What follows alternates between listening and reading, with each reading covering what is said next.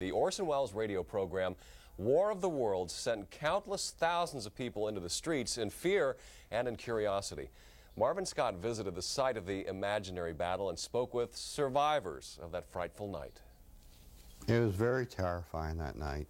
It really shook us at first. Ladies and gentlemen, I have a grave announcement to make. Incredible as it may seem, both the observations of science and the evidence of our eyes lead to the inescapable assumption that those strange beings who landed in the Jersey farmlands tonight are the vanguard of an invading army from the planet Mars. The Martians were reported dropping like locusts in cigar-shaped spaceships nearly half the length of a football field. Strange-looking creatures with death ray guns were said to be destroying everything in sight. I believed it, you know.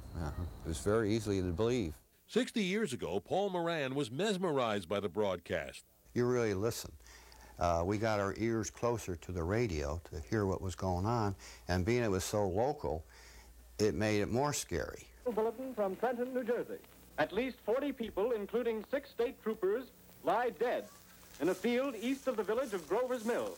A lot of people were scared. Some people were curious, but supposedly old Doc, he came out with a shotgun over there. They taking pictures of him on that porch. He was going to shoot the Martians. Others took aim at this water tower, which was looming in the darkness. It was kind of foggy that night, and when you come into town, it looked like a spaceship, and so the ones that had guns, they were shooting at it. Despite the ominous reports, there was no danger at all. The Martian invasion originated at the CBS radio studios in New York, where Orson Welles and other actors were dramatizing the science fiction thriller War of the Worlds. Don Perrine and his brother were sleeping during the program, but their father was terrified by it.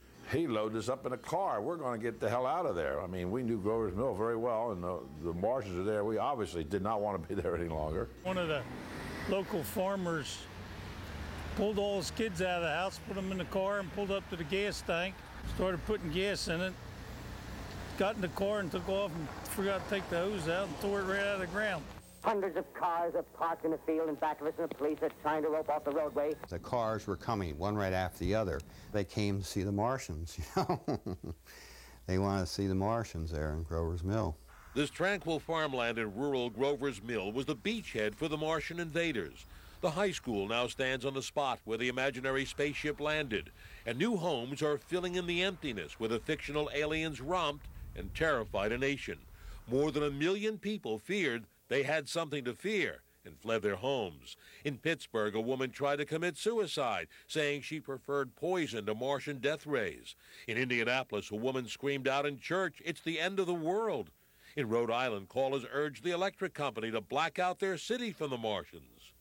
When it was all over, Orson Welles and CBS apologized. The government imposed regulations to ensure that such a hoax can never happen again in this country. It did happen again, 11 years later in Quito, Ecuador.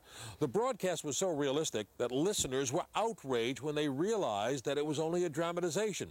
They demonstrated, stormed the radio station, and set it on fire, killing 15 people inside.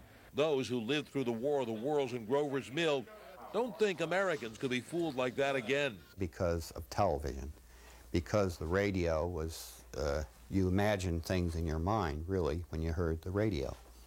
But in television, you see everything in front of you.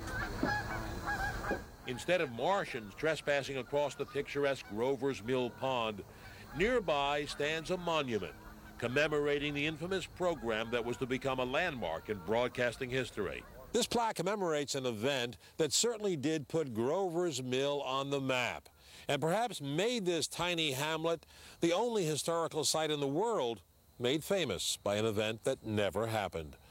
In Grover's Mill, New Jersey, I'm Marvin Scott for the WB11 News at 10. And happy Halloween. Isn't there anyone on the air? Isn't there anyone?